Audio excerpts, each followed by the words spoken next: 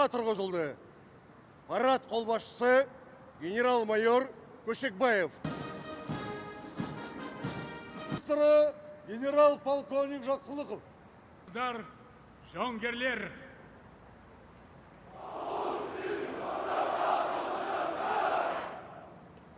Второй степени. Арнайы операциялар күштерінің ұраны біздің күшіміз бірлікте. На служащих.